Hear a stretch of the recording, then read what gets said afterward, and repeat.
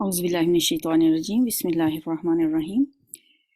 سورہ آل عمران کی آیت نمبر 161 سے وما کان للنبی ان یغل ومن یغل یأتی بما غل یوم القیامہ ثم توفی کل نفس ما کسبت وہم لا یظلمون۔ کسی نبی کا یہ کام نہیں ہو سکتا کہ وہ خیانت کر جائے۔ ومن یغل، اور جو کوئی خیانت کرے تو وہ اپنی خیانت سمیت قیامت کے روز حاضر ہو جائے گا۔ یہ جنگ احد کی بات کرتے کرتے بیچ میں خیانت کی بات کیوں آ گئی؟ اس لیے کہ جو جبل رمات پہ جو لوگ تھے جن کو نبی صلی اللہ علیہ وسلم نے متعین کیا تھا، انہوں نے اپنی جگہ کیوں چھوڑی؟ ہو سکتا ہے ذہن میں کوئی ایسا خیال آیا ہو کہ مسلمانوں کو فتح ہو گئی ہے اور مال غنیمت سب نے اکٹھا کرنا شروع کر دیا ہے، پتہ نہیں ہمیں ملے گا یا نہیں ملے گا۔ کیا پیغمبر صلی اللہ علیہ وآلہ وسلم کسی کے ساتھ زیادتی کر سکتے ہیں؟ کیا کسی کا حق لے سکتے ہیں؟ کیا پیغمبر کوئی خیانت کر سکتا ہے مال غنیمت میں؟ اس لیے یہاں پہ یہ بات فرمایا جو کوئی بھی خیانت کرے گا وہ اپنی خیانت سمیت قیامت کے روز حاضر ہو جائے گا، پھر ہر شخص کو اس کی کمائی کا پورا پورا بدلہ مل جائے گا اور کسی پر کچھ ظلم نہ ہوگا۔ بھلا یہ کیسے ہو سکتا ہے کہ جو شخص ہمیشہ اللہ کی رضا پر چلنے والا ہو وہ اس شخص سے کام کرے جو اللہ کے غضب میں گھر گیا ہو اور جس کا آخری ٹھکانہ جہنم ہو، جو کہ بدترین ٹھکانہ ہے؟ اللہ کے نزدیک دونوں قسم کے آدمیوں میں بہت زیادہ فرق ہے اور اللہ سب کے اعمال پر نظر رکھتا ہے، سب کو دیکھ رہا ہے اللہ تعالیٰ۔ واللہ بصیر بما یعملون، جو کچھ بھی وہ کرتے ہیں اللہ اس سب کو دیکھ رہا ہے۔ لقد من اللہ علی المؤمنین اذ بعث فیہم رسولا من انفسہم، وہی آیت پھر آ گئی دوبارہ تھوڑے سے ڈیفرنس کے ساتھ۔ یہاں پہ اللہ تعالیٰ نے احسان کے طور پہ نبی صلی اللہ علیہ وآلہ وسلم کی بعثت کا ذکر کیا ہے۔ فرمایا اللہ تعالیٰ نے بہت بڑا احسان کیا ہے کہ ان کے درمیان خود انہی میں سے ایک ایسا پیغمبر اٹھایا جو اس کی آیات انہیں سناتا ہے، ان کی زندگیوں کو سنوارتا ہے اور ان کو کتاب اور حکمت کی تعلیم دیتا ہے، حالانکہ اس سے پہلے یہی لوگ سری گمراہیوں میں پڑے ہوئے تھے۔ وَإِن كَانُوا مِن قَبْلُ لَفِي ضَلَالٍ مُّبِينٍ أَوَلَمَّا أَصَابَتْكُم مُّصِيبَةٌ قَدْ أَصَبْتُم مثلیہا، اور یہ تمہارا کیا حال ہے کہ جب تم پر مصیبت آ پڑی تو تم کہنے لگے یہ کہاں سے آئی؟ قل تم انا ھذا، یہ کہاں سے آئی؟ حالانکہ جنگ بدر میں اس سے دگنی مصیبت تمہارے ہاتھوں ان پر پڑ چکی ہے۔ اے نبی صلی اللہ علیہ وسلم ان سے کہو یہ مصیبت تمہاری اپنی لائی ہوئی ہے، اللہ ہر چیز پر قادر ہے۔ جو نقصان لڑائی کے دن تمہیں پہنچا وہ اللہ کے اذن سے تھا، فبإذن اللہ ولیعلم المؤمنین، اور اس لیے تھا کہ اللہ دیکھ لے کہ تم میں سے مومن کون ہے اور منافق کون ہے۔ وہ منافق کہ جب ان سے کہا گیا کہ آؤ اللہ کی راہ میں جنگ کرو یا کم از کم اپنے شہر کا دفاع ہی کر لو، تو کہنے لگے اگر ہمیں علم ہوتا کہ آج جنگ ہوگی تو ہم ضرور تمہارے ساتھ چلتے۔ یہ بات جب وہ کہہ رہے تھے اس وقت وہ ایمان کی نسبت کفر سے زیادہ قریب تھے۔ ہم للکفر یومئذ اقرب منہم للایمان، وہ اپنی زبانوں سے وہ باتیں کہتے ہیں جو ان کے دلوں میں نہیں ہوتی، اور جو کچھ وہ دلوں میں چھپاتے ہیں اللہ اسے خوب جانتا ہے۔ یہ وہی لوگ ہیں جو خود تو بیٹھے رہے اور ان کے جو بھائی بند لڑنے گئے اور مارے گئے ان کے متعلق انہوں نے کہہ دیا کہ اگر وہ ہماری بات مان لیتے تو نہ مارے جاتے۔ ان سے کہو اگر تم اپنے اس قول میں سچے ہو تو خود تمہاری موت جب آئے تو اسے ٹال کر دکھانا۔ قل فادرؤوا عن انفسکم الموت ان کنتم صادقین، تمہارے پاس بھی تو موت آنے والی ہے نا، اس وقت ہی اسے روک کے دکھا دینا۔ ولا تحسبن الذین قتلوا فی سبیل اللہ امواتا، جو لوگ اللہ کی راہ میں قتل ہوئے ہیں انہیں مردہ نہ سمجھو، وہ تو حقیقت میں زندہ ہیں، اپنے رب کے پاس رزق پا رہے ہیں، جو کچھ اللہ نے اپنے فضل سے انہیں دیا ہے اس پر خوش و خرم ہیں، مطمئن ہیں۔ کہ جو اہل ایمان ان کے پیچھے دنیا میں رہ گئے اور ابھی وہاں نہیں پہنچے ہیں ان کے لیے بھی کسی خوف اور رنج کا موقع نہیں ہے، وہ اللہ کے انعام اور اس کے فضل پر خوش ہیں، خوش و خرم ہیں، اور ان کو معلوم ہو چکا ہے کہ اللہ مومنوں کے اجر کو ضائع نہیں کرتا۔ الذین استجابوا للہ والرسول من بعد ما اصابهم القرح، ایسے مومنوں کے اجر کو جنہوں نے زخم کھانے کے بعد بھی اللہ اور رسول کی پکار پر لبیک کہا۔ اب یہ کب لبیک کہا تھا انہوں نے؟ جب جنگ احد ختم ہوئی، پلٹ کر مسلمان تو ظاہر ہے مدینہ میں آ گئے، مشرکین مکہ واپس مکہ کی طرف چل پڑے۔ جب وہ کئی منزلیں دور چلے گئے تو انہیں خیال آیا، ہوش آیا، اور انہوں نے سوچا اور آپس میں کہا یہ ہم نے کیا حرکت کی ہے کہ مسلمانوں کی طاقت کو توڑنے کا جو ایک قیمتی موقع ہمیں ملا تھا ہم اسے کھو کر چلے آئے۔ یہ کیسی فتح ہے ہماری کہ ہم بھاگے جا رہے ہیں واپس۔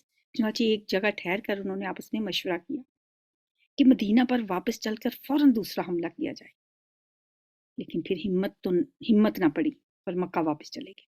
ادھر نبی صلی اللہ علیہ وسلم کو بھی یہ اندیشہ تو تھا کہ یہ لوگ کہیں پھر پلٹ کر نہ آ جائیں، اس لیے جنگ احد کے دوسرے ہی دن آپ نے مسلمانوں کو جمع کیا، فرمایا کہ کفار کے تعاقب میں چلنا چاہیے۔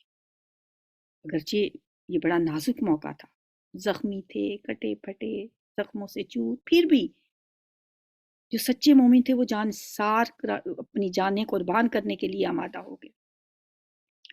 70 مسلمانوں کو دفنا کے آئے تھے احد کے میدان میں، زخمی تھے، اس کے باوجود لبیک کہا رسول کی پکار پر، اور آپ کے ساتھ ہمراء الاسد تک گئے جو مدینہ سے تقریباً 8 میل کے فاصلے پر۔ ظاہر ہے وہاں پھر کوئی نہیں آیا اور تو واپس آ گئے۔ یہ اشارہ انہی لوگوں کی طرف ہے کہ جنہوں نے زخم کھانے کے بعد اللہ اور رسول کی پکار پر لبیک کہا۔ ان میں جو لوگ نیکوکار اور پرہیزگار ہیں ان کے لیے بڑا اجر ہے۔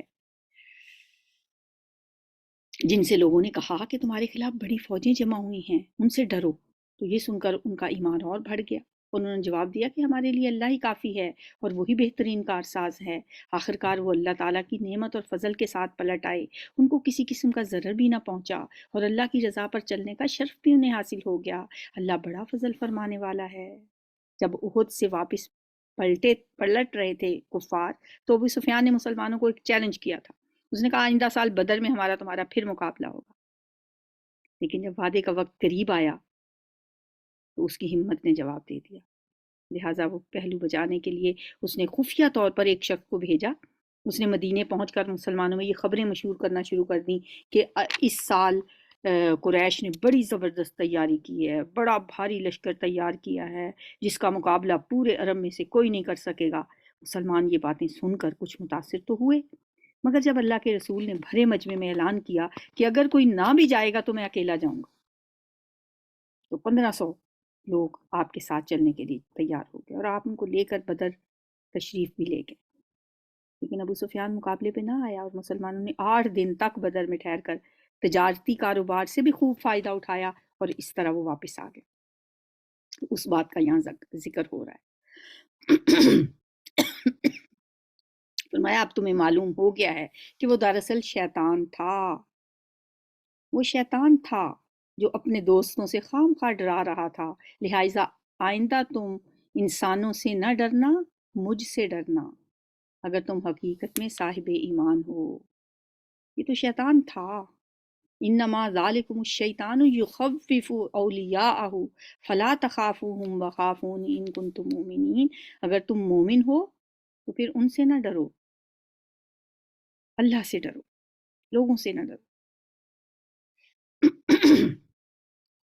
اے پیغمبر صلی اللہ علیہ وآلہ وسلم، ولا يحزنک الذین یسارعون فی الکفر، جو لوگ آج کفر کی راہ میں بڑی بھاگ دوڑ کر رہے ہیں ان کی سرگرمیاں آپ کو غمگین نہ کریں، یہ اللہ کا کچھ بھی نہیں بگاڑ سکیں گے۔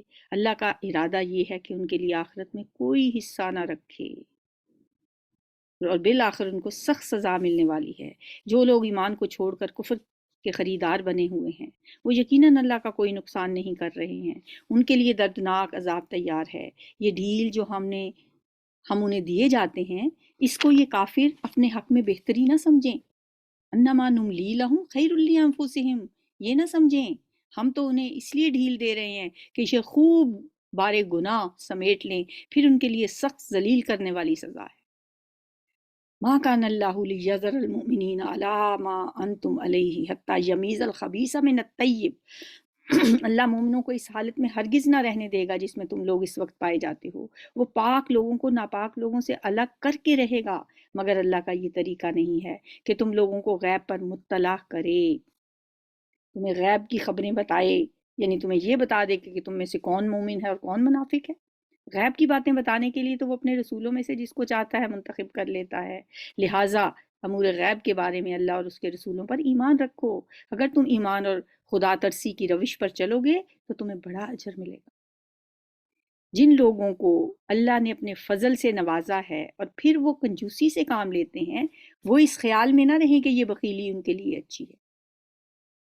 آیت نمبر 180، وَلَا يَحْسَبَنَّ الَّذِينَ يَبْخَلُونَ بِمَا آتَاهُمُ اللَّهُ مِنْ فَضْلِهِ هُوَ خَيْرٌ لَّهُمْ بَلْ هُوَ شَرٌّ لَّهُمْ۔ نہیں، یہ ان کے لیے ان کے حق میں نہایت بری ہے۔ جو کچھ وہ اپنی کنجوسی سے جمع کر رہے ہیں وہی قیامت کے روز ان کے گلوں کا طوق بن جائے گا۔ سَيُطَوَّقُونَ مَا بَخِلُوا بِهِ يَوْمَ الْقِيَامَةِ۔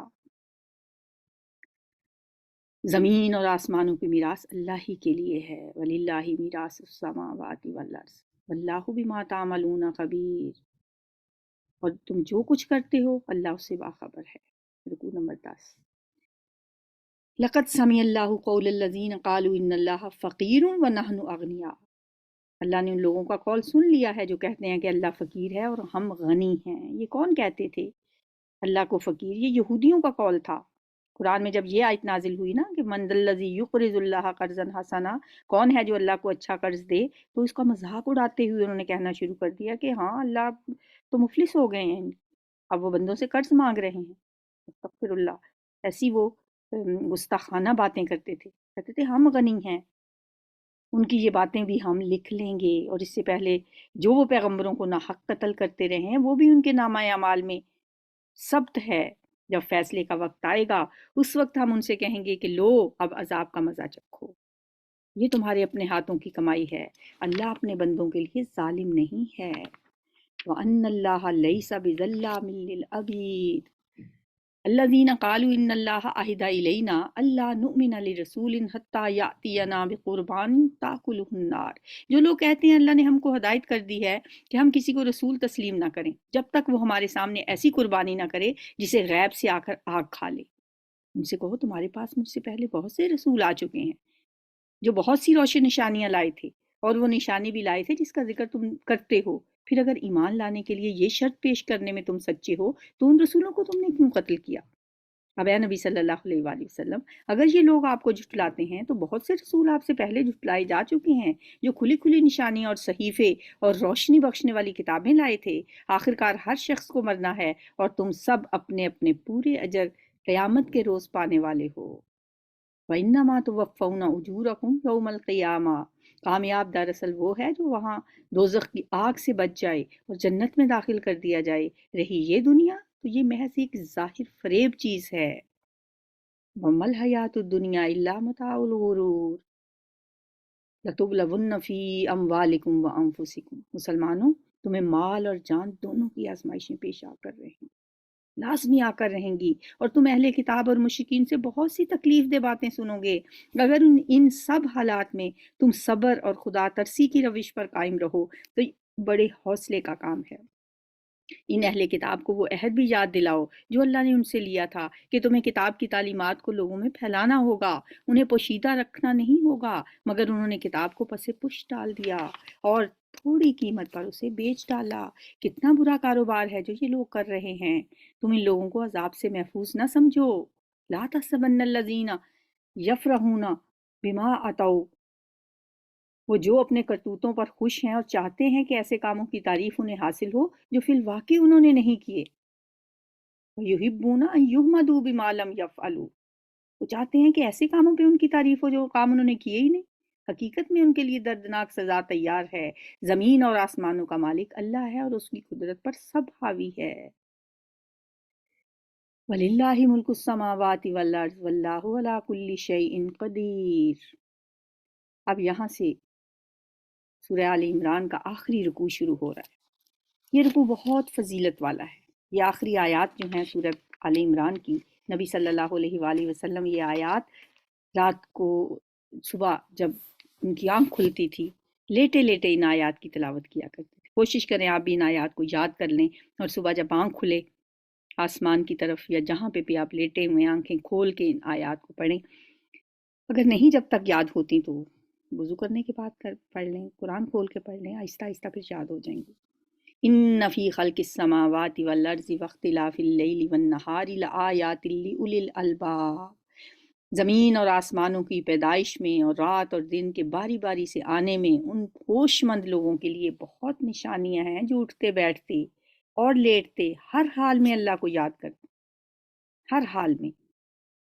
الذین یذکرون اللہ قیاما وقعودا وعلی جنوبہم، یعنی کھڑے بھی، بیٹھے بھی، لیٹے بھی، ہر حال میں اللہ کو یاد کرتے ہیں اور زمین اور آسمانوں کی تخلیق میں غور و فکر کرتے ہیں۔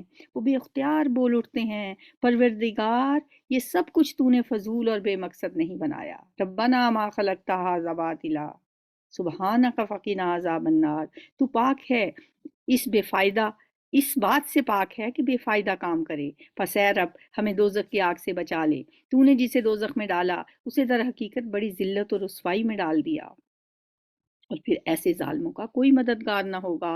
اے ہمارے مالک، ہم نے ایک پکارنے والے کو سنا جو ایمان کی طرف بلاتا تھا اور کہتا تھا کہ اپنے رب کو مانو، ہم نے اس کی دعوت قبول کر لی، پس اے ہمارے مالک جو قصور ہم سے ہوئے ان سے درگزر فرما، جو برائیاں ہم میں ہیں انہیں دور کر دے اور ہمارا خاتمہ نیک لوگوں کے ساتھ کر۔ خداوندہ جو وعدے تو نے اپنے رسولوں کے ذریعے سے کیے ہیں ان کو ہمارے ساتھ پورا کر اور قیامت کے دن ہمیں رسوائی میں نہ ڈال۔ وَلَا تُخْزِنَا يَوْمَ الْقِيَامَةِ إِنَّكَ لَا تُخْلِفُ الْمِيعَادَ، بے شک تو اپنے وعدے کے خلاف کرنے والا نہیں ہے۔ فَاسْتَجَابَ لَهُمْ رَبُّهُمْ، جواب میں ان کے رب نے فرمایا میں تم میں سے کسی کا عمل ضائع کرنے والا نہیں ہوں، خواہ مرد ہو یا عورت، تم سب ایک دوسرے کے ہم جنس ہو، لہٰذا جن لوگوں نے میری خاطر اپنے وطن چھوڑے اور جو میری راہ میں اپنے گھروں سے نکالے گئے اور ستائے گئے اور میرے لیے لڑے اور مارے گئے، ان کے سب قصور میں معاف کر دوں گا اور انہیں ایسے باغوں میں داخل کروں گا جن کے نیچے نہریں بہتی ہوں گی، یہ ان کی جزا ہے اللہ کے ہاں، اور بہترین جزا اللہ ہی کے پاس ہے۔ ایسی ہی آیتیں ہیں نا جو آج فلسطینیوں کو، اہل غزہ کو اللہ کے سامنے اپنی گردنیں کٹوانے پر مائل کرتی ہیں۔ یہی خوشخبریاں ہیں جو انہیں قرآن سے ملتی ہیں۔ اے نبی صلی اللہ علیہ وآلہ وسلم، دنیا کے ملکوں میں اللہ کے نافرمان لوگوں کی چلت پھرت تمہیں کسی دھوکے میں نہ ڈال دے، یہ محض چند روزہ زندگی کا تھوڑا سا لطف ہے، تھوڑا سا سامان ہے، پھر یہ سب جہنم میں جائیں گے جو بدترین ٹھکانہ ہے۔ برعکس اس کے جو لوگ اپنے رب سے ڈرتے ہوئے زندگی بسر کرتے ہیں ان کے لیے ایسے باغ ہیں جن کے نیچے نہریں بہتی ہیں، ان باغوں میں وہ ہمیشہ رہیں گے۔ اللہ کی طرف سے یہ سامان ضیافت، یہ مہمان نوازی ہے ان کے لیے، اور جو کچھ اللہ کے پاس ہے نیک لوگوں کے لیے وہی سب سے بہتر ہے۔ وما عند اللہ خیر للابرار، اہل کتاب میں بھی کچھ لوگ ایسے ہیں جو اللہ کو مانتے ہیں، اس کتاب پر ایمان لاتے ہیں اور جو تمہاری طرف بھیجی گئی ہے، اور اس کتاب پر بھی ایمان رکھتے ہیں جو اس سے پہلے خود ان کی طرف بھیجی گئی تھی، اللہ کے آگے جھکے ہوئے ہیں اور اللہ کی آیات کو تھوڑی سی قیمت پر بیچ نہیں دیتے، ان کا اجر ان کے رب کے پاس ہے اور اللہ تعالیٰ حساب چکانے میں دیر نہیں لگاتا۔ یا ایہا الذین آمنوا اصبروا وصابروا ورابطوا واتقوا اللہ لعلکم تفلحون، ہے ایمان والو صبر سے کام لو، باطل پرستوں کے مقابلے میں پامردی دکھاؤ، حق کی خدمت کے لیے کمر بستہ رہو اور اللہ سے ڈرتے رہو، لعلکم تفلحون، امید ہے کہ تم فلاح پاؤ گے۔ سورۃ النساء مدنی سورت ہے، 24 رکوع ہیں، 176 آیات۔ بسم اللہ الرحمن الرحیم، یا ایہا الناس اتقوا ربکم الذی خلقکم من نفس واحدۃ وخلق منہا زوجہا وبث منہما رجالا کثیرا ونساء، اے لوگو اپنے رب سے ڈرو جس نے تمہیں ایک جان سے پیدا کیا اور اسی جان سے اس کا جوڑا بنایا، اور ان دونوں میں سے بہت سے مرد اور عورتیں دنیا میں پھیلا دیے۔ اس اللہ سے ڈرو جس کا واسطہ دے کر تم ایک دوسرے سے اپنے حق مانگتے ہو، اور رشتہ و قرابت کے تعلقات کو بگاڑنے سے پرہیز کرو، یقین جانو کہ اللہ تم پر نگرانی کر رہا ہے۔ ان اللہ کان علیکم رقیبا، وآتوا الیتامی اموالہم ولا تتبدلوا الخبیث بالطیب، یتیموں کے مال ان کو واپس دے دو، اچھے مال کو برے مال سے نہ بدلو، اور ان کے مال اپنے مال کے ساتھ ملا کر نہ کھا جاؤ، یہ بہت بڑا گناہ ہے۔ اور اگر تمہیں اندیشہ ہو کہ یتیموں کے ساتھ انصاف نہ کر سکو گے تو جو عورتیں تمہیں پسند آئیں ان میں سے 2 2 3 3 4 4 سے نکاح کر لو۔ یہ جو آیت ہے یہ ایک سے زیادہ بیویاں کرنے کی اجازت دینے کے لیے نہیں آئی تھی، کیونکہ اس کے نزول سے پہلے ہی یہ فعل تو جائز تھا، اور خود رسول اللہ صلی اللہ علیہ وآلہ وسلم کی بھی ایک سے زائد بیویاں اس وقت موجود تھیں۔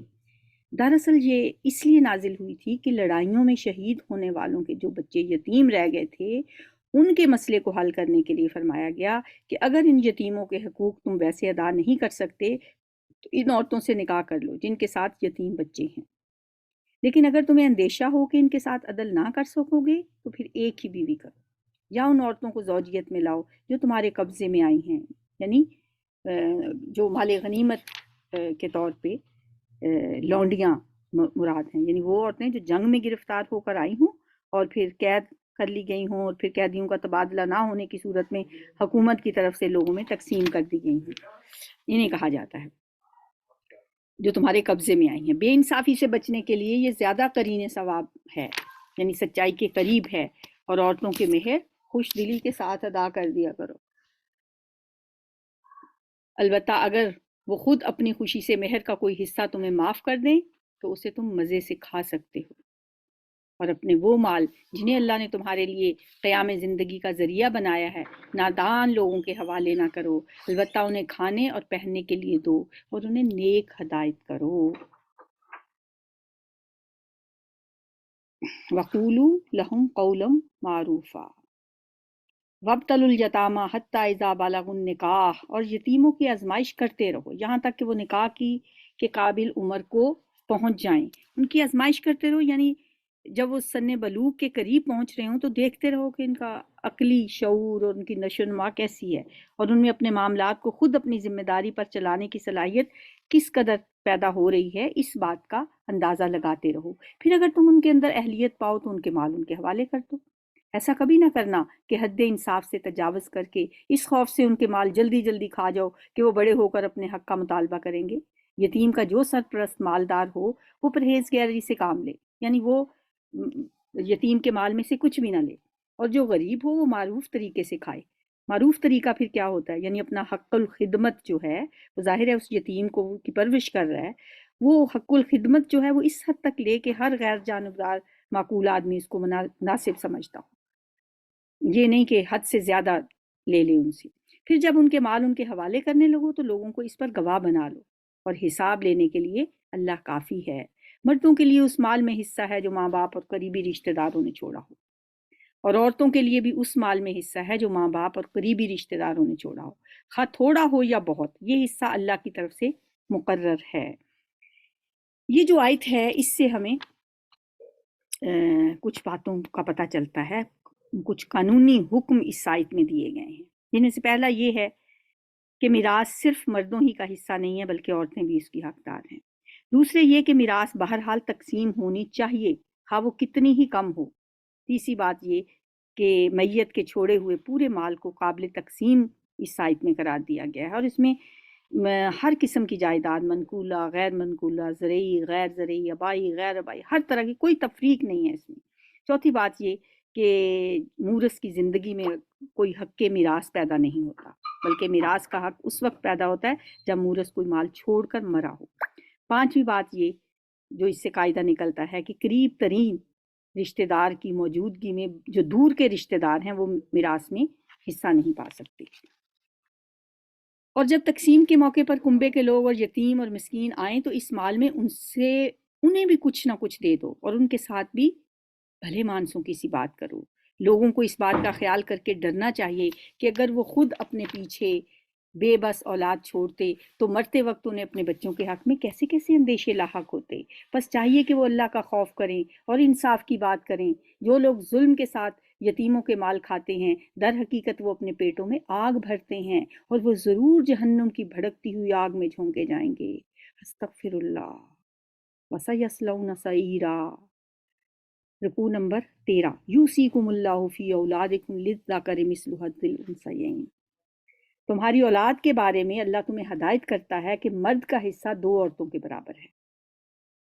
اگر میت کی وارث 2 سے زائد لڑکیاں ہوں تو انہیں ترکے کا 2/3 دیا جائے، اور اگر ایک ہی لڑکی وارث ہو تو آدھا ترکہ اس کا ہے۔ اگر میت صاحب اولاد ہو تو اس کے والدین میں سے ہر ایک کو ترکے کا چھٹا حصہ ملنا چاہیے، اور اگر وہ صاحب اولاد نہ ہو اور والدین ہی اس کے وارث ہوں تو ماں کو تیسرا حصہ دیا جائے، اور اگر میت کے بھائی بہن بھی ہوں تو ماں چھٹے حصے کی حقدار ہوگی۔ یہ سب حصے اس وقت نکالے جائیں گے جبکہ وصیت جو میت نے کی ہو پوری کر دی جائے اور قرض جو اس پر ہو ادا کر دیا جائے۔ تم نہیں جانتے کہ تمہارے ماں باپ اور تمہاری اولاد میں سے کون بلحاظ نفع تم سے قریب تر ہے۔ یہ حصے اللہ نے مقرر کر دیے ہیں، اور اللہ یقیناً سب حقیقتوں سے واقف ہے اور ساری مصلحتوں کا جاننے والا ہے۔ اب جب یہ اللہ نے حصے مقرر کر دیے تو پھر وہ جو وصیت والی آئی تھی وہ تو منسوخ ہو گیا نا حکم، اور وصیت اب 1/3 میں رہ گئی۔ اور یہاں جو کہا گیا ہے کہ وصیت کے بعد اور قرض کی ادائیگی کے بعد، تو اس کا یہی مطلب ہے کہ وہ جو 1/3 میں وصیت کی اجازت ہے جو غیر وارثوں کے حق میں ہوگی، اس وصیت کے بعد ہی پھر یہ تقسیم کی جائے گی۔ یہاں بے شک لفظ وصیت کا پہلے آیا ہے، لیکن علماء کہتے ہیں اور ان کا اس میں اجماع ہے کہ پہلے قرض ادا کیا جائے گا، قرض کے بعد پھر وصیت کی طرف آئیں گے۔ اور تمہاری بیویوں نے چھوڑا جو کچھ بھی، وَلَكُمْ نِصْفُ مَا تَرَكَ أَزْوَاجُكُمْ، اس میں سے تمہارا نصف ہے، آدھا حصہ تمہیں ملے گا اس میں سے۔ اگر وہ بے اولاد ہوں تو آدھا ملے گا، ورنہ اولاد ہونے کی صورت میں ترکے کا 1/4 حصہ تمہارا ہے، یعنی مرد کا بیوی کے مرنے کے بعد، جبکہ وصیت جو انہوں نے کی ہو پوری کر دی جائے اور قرض جو انہوں نے چھوڑا ہو ادا کر دیا جائے، اور وہ تمہارے ترکے میں سے چوتھائی کی حقدار ہوں گی اگر تم بے اولاد ہو، ورنہ صاحب اولاد ہونے کی صورت میں ان کا 8واں حصہ ہوگا، بعد اس کے کہ جو وصیت تم نے کی ہو وہ پوری کر دی جائے اور جو قرض تم نے چھوڑا ہو وہ ادا کر دیا جائے۔ اور اگر وہ مرد یا عورت جس کی میراث تقسیم ہو رہی ہے بے اولاد بھی ہو اور اس کے ماں باپ بھی زندہ نہ ہو، ٹھیک ہے، اسے کیا کہتے ہیں؟ کلالہ۔ مگر کلالہ وہ ہوتا ہے جس کے ماں باپ بھی نہ ہوں اور اولاد بھی نہ ہو، مگر اس کا ایک بھائی یا ایک بہن موجود ہو تو بھائی اور بہن ہر ایک کو چھٹا حصہ ملے گا، اور بھائی بہن ایک سے زیادہ ہوں تو کل ترکے کے 1/3 میں وہ سب شریک ہوں گے، جبکہ وصیت جو کی گئی ہو پوری کر دی جائے اور قرض جو میت نے چھوڑا ہو ادا کر دیا جائے، بشرطے کہ وہ ضرر رساں نہ ہو۔ یہ حکم ہے اللہ کی طرف سے، اور اللہ دانا و بینا ہے۔ واللہ علیم حلیم۔ تلک حدود اللہ ومن یطع اللہ ورسولہ یدخلہ جنات تجری من تحتها الانہار خالدین فیہا وذالک فوز العظیم۔ یہ اللہ کی مقرر کی ہوئی حدیں ہیں، جو اللہ اور اس کے رسول کی اطاعت کرے گا اسے اللہ ایسے باغوں میں داخل کرے گا جن کے نیچے نہریں بہتی ہوں گی، اور ان باغوں میں وہ ہمیشہ ہمیشہ رہے گا، اور یہی بڑی کامیابی ہے۔ اور جو اللہ اور اس کے رسول کی نافرمانی کرے گا اور اس کی مقرر کی ہوئی حدوں سے تجاوز کر جائے گا اسے اللہ آگ میں ڈالے گا جس میں وہ ہمیشہ رہے گا، اور اس کے لیے رسوا کن سزا ہے۔ خالدن فیہا وَلَہُ عذاب مہین۔ رکوع نمبر 14۔ تمہاری عورتوں میں سے جو بدکاری کی مرتکب ہوں ان پر اپنے میں سے 4 آدمیوں کی گواہی لو، اور اگر 4 آدمی گواہی دے دیں تو ان کو گھروں میں بند رکھو یہاں تک کہ انہیں موت آ جائے یا اللہ ان کے لیے کوئی راستہ نکال دے۔ پھر اللہ نے راستہ نکالا نا سورہ نور میں۔ اور تم میں سے جو اس فعل کا ارتکاب کریں ان دونوں کو تکلیف دو، پھر اگر وہ توبہ کریں اور اپنی اصلاح کر لیں تو انہیں چھوڑ دو کہ اللہ بہت توبہ قبول کرنے والا اور رحم فرمانے والا ہے۔ ہاں یہ جان لو کہ اللہ پر توبہ کی قبولیت کا حق انہی لوگوں کے لیے ہے جو نادانی کی وجہ سے کوئی برا فعل کر گزرتے ہیں، غلطی سے، نادانی سے، اور اس کے بعد جلدی سے توبہ کر لیتے ہیں۔ ایسے لوگوں پر اللہ اپنی نظر عنایت سے پھر متوجہ ہو جاتا ہے، اور اللہ ساری باتوں کی خبر رکھنے والا اور حکیم و دانا ہے۔ مگر توبہ ان لوگوں کے لیے نہیں ہے جو برے کام کیے چلے جاتے ہیں یہاں تک کہ جب ان میں سے کسی کی موت کا وقت آتا ہے اس وقت کو وہ کہتا ہے کہ اب میں نے توبہ کی۔ اور اسی طرح توبہ ان لوگوں کے لیے بھی نہیں ہے جو مرتے تک کافر ہی رہیں۔ ایسے لوگوں کے لیے تو ہم نے دردناک سزا تیار کر رکھی ہے۔ اے لوگو جو ایمان لائے ہو، تمہارے لیے یہ حلال نہیں ہے کہ زبردستی عورتوں کے وارث بن بیٹھو، اور نہ یہ حلال ہے کہ انہیں تنگ کر کے اس مہر کا کچھ حصہ اڑا لینے کی کوشش کرو جو تم انہیں دے چکے ہو۔ ہاں اگر وہ صریح بد چلنی کی مرتکب ہوں تو ضرور تمہیں تنگ کرنے کا حق ہے۔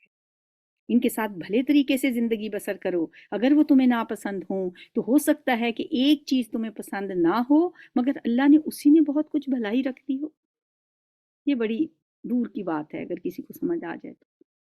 بعض اوقات ہم سمجھوتا بھی کرتے ہیں تو بہت کڑتے رہتے ہیں۔ یہ سوچ کے کیا کریں کہ ہو سکتا ہے اللہ نے میرے لیے کوئی خیر رکھ دی ہو۔ اب اللہ نے جب کہہ جو دیا کہ ہو سکتا ہے کوئی بات تمہیں پسند نہ ہو یا کوئی بیوی تمہیں پسند نہ ہو، تمہارے لیے اللہ نے اس میں کوئی اور خیر رکھ دی ہو، کوئی نیک اولاد رکھ دی ہو، اور اگر تم ایک بیوی کی جگہ دوسری بیوی بدلنا چاہو تو خواہ تم نے اسے ڈھیر سا مال ہی کیوں نہ دیا ہو، اس میں سے کچھ بھی واپس نہ لینا۔ کیا تم اسے بہتان لگا کر اور سریح ظلم کر کے واپس لوگے؟ اور آخر تم اسے کس طرح لے لوگے جبکہ تم ایک دوسرے سے لطف اندوز ہو چکے ہو اور تم سے وہ پختہ عہد لے چکی ہیں؟ اور جن عورتوں سے تمہارے باپ نکاح کر چکے ہیں ان سے بھی ہرگز نکاح نہ کرنا، مگر جو پہلے ہو چکا سو ہو چکا۔ اس کا یہ مطلب نہیں ہے کہ جو پہلے ہو چکا ہے اس کو قائم رکھو، مطلب ان سے جو اولادیں ہو چکی ہیں بس وہ ٹھیک ہیں، لیکن اب ان کو اپنے نکاح میں نہ رکھو۔ در حقیقت یہ ایک بے حیائی کا فعل ہے، ناپسندیدہ ہے اور برا چلن ہے۔ رکوع نمبر 15، تم پر حرام کی گئی ہیں تمہاری مائیں، بیٹیاں، بہنیں، پھوپھیاں، خالائیں، بھتیجیاں، بھانجیاں۔ اب یہ سب حرام رشتے ہیں جن کے ساتھ نکاح نہیں ہو سکتا، اور تمہاری وہ مائیں جنہوں نے تمہیں دودھ پلایا ہو، اور تمہاری دودھ شریک بہنیں، اور تمہاری بیویوں کی مائیں، اور تمہاری بیویوں کی لڑکیاں جنہوں نے تمہاری گودوں میں پرورش پائی ہے، ان بیویوں کی لڑکیاں جن سے تمہارا تعلق ہو چکا ہو، یعنی نکاح کے بعد رخصتی بھی ہو چکی ہے، ورنہ اگر صرف نکاح ہوا ہو تو انہیں چھوڑ کر ان کی لڑکیوں سے نکاح کر لینے میں تم پر کوئی مواخذہ نہیں ہے، اور تمہارے ان بیٹوں کی بیویاں جو تمہاری صلب سے ہوں، اور یہ بھی تم پر حرام کیا گیا ہے کہ ایک نکاح میں دو بہنوں کو جمع کرو۔ دو بہنوں کو بھی نہیں کر سکتے، اور اسی طرح سے خالہ بھانجی کو بھی نہیں کر سکتے، مگر جو پہلے ہو گیا سو ہو گیا، اللہ بخشنے والا اور رحم کرنے والا ہے۔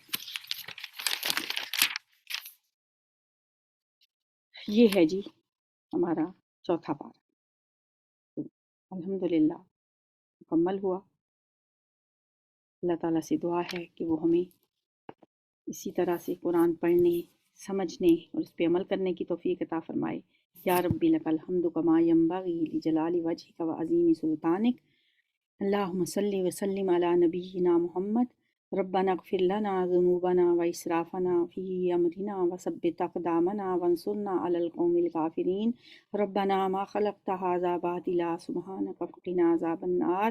ربنا اننا سمعنا منادیا ینادی للایمان ان آمنوا بربکم فآمنا۔ ربنا فاغفر لنا ذنوبنا وكفر عنا سيئاتنا وتوفنا مع الأبرار۔